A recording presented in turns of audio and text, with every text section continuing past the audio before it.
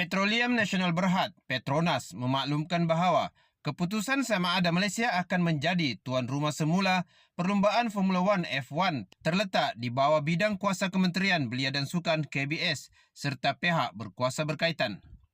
Menurut syarikat minyak nasional itu dalam satu kenyataan kepada Bernama hari ini, memaklumkan ia menyadari kemungkinan kejohanan itu kembali ke negara ini pada tahun ini. Sebagai entiti perniagaan, Petronas akan terus meneroka peluang yang seiring dengan keutamaan strategik dan komersialnya selain menyampaikan nilai mampan jangka panjang untuk negara.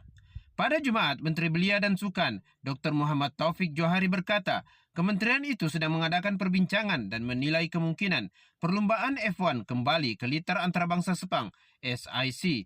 Berikutan maklumat awal diperolehi menyatakan, Malaysia boleh menjadi tuan rumah perlumbaan gantian jika Grand Prix Bahrain tidak dapat diteruskan. Beliau berkata Perdana Menteri Datuk Seri Anwar Ibrahim dan KBS telah menerima maklumat awal mengenai cadangan itu dan perkembangan lanjut akan diumumkan sebaik sahaja keputusan dimuktamadkan. Malaysia kali terakhir menjadi tuan rumah Grand Prix F1 pada 2017.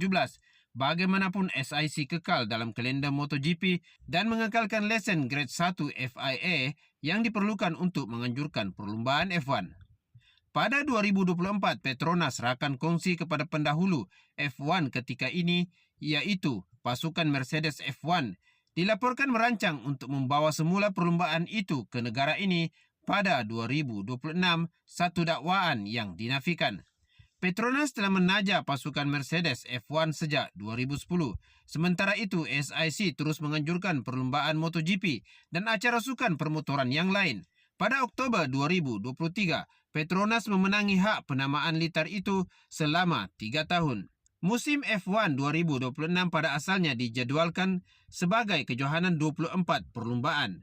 Dan penambahan perlumbaan gantian akan memenuhi perjanjian penyiaran serta boleh membawa kembali jumlah perlumbaan kepada 22 atau 23.